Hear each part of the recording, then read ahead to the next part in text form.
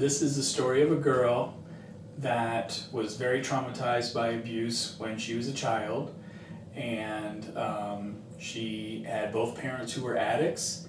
Her father was in prison.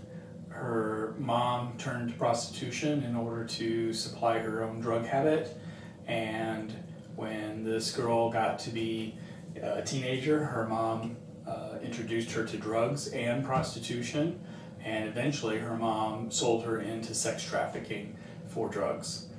So she had a very, very traumatic childhood that I became a chemical dependency counselor, and I started working in a drug and alcohol rehab for teenagers. She was there. She had been there for about 6 months, and it was a 3-month program, but they weren't graduating her because she was not willing to do any of her personal work. So when I got there, I was assigned her as one of my group of kids that I would be working with. And so at first when I tried talking to her, I got this, that she would roll her eyes and just not be open to hearing anything I had to say or doing any personal work with me either. Back in the day, they used to let teenagers smoke while they were in treatment. So I did have her as a captive audience for a smoke break. Every 2 hours they got 2 cigarettes, and I had the cigarettes and the lighter, so they had to stay at the picnic table with me. And during that 2 cigarette smoke break time, that I talked with her and the other kids who were there about treatment stuff. And so again, it allowed me the opportunity to have her stay there, but she continued to, again, just roll her eyes and not listen and not let me through for a while.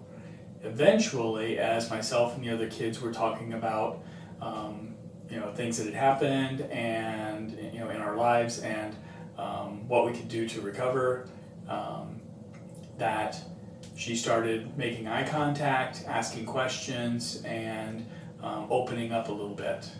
So I talked with her quite a bit about, after that, how she was so defensive, and that was internal defenses, that because of the traumatic things that had happened, she was protecting herself by building a wall on the inside of her that would stop any of the things that people were doing outside from getting through to her heart.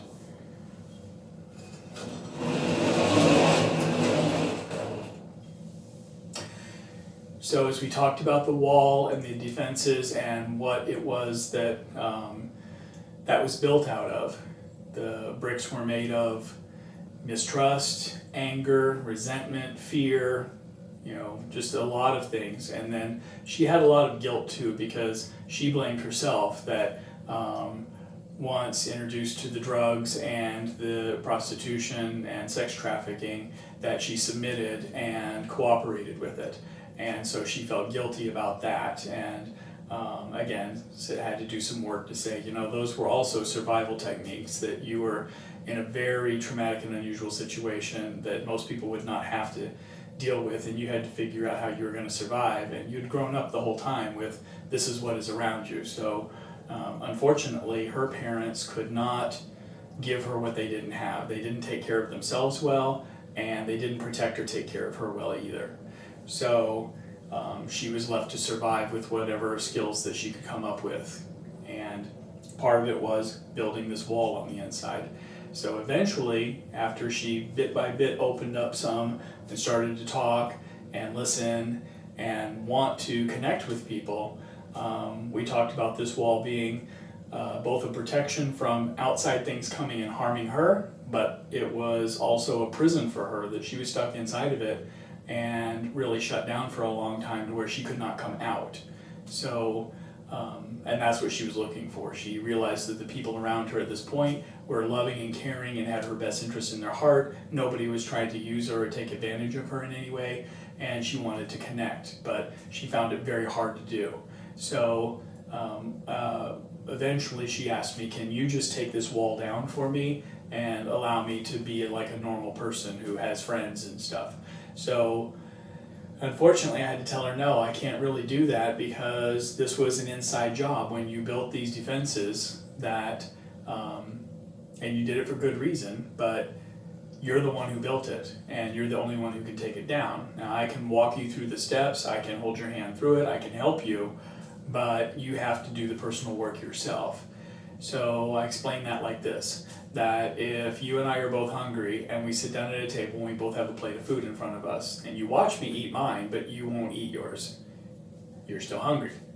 If I take your plate, put it on top of mine, and I eat your food, you're still hungry.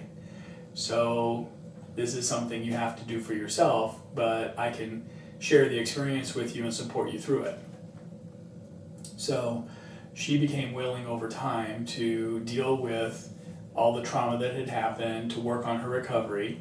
And I explain recovery as, a lot of people think of recovery for drug addicts as that you're just abstaining from using anymore. That's sobriety or being clean, but that's not recovery. The word recovery means to get back something that you've lost, or maybe something that you never had but you should have.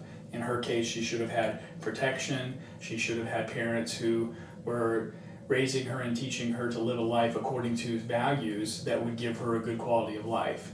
And she didn't get that, so she had a loss there. And what she was looking for is to get those things back, to have security and hope and values to live by that would give her a good quality of life instead of the one that she had had. She needed to recover those things, and that's what recovery is, and that's what recovery was for her. So as she continued to work on practicing good values of being safe and honest and respectful and responsible and helping others, that she continued to grow and develop and take down at least parts of that wall so that she was able to come out and live her life as a functional, healthy person in recovery.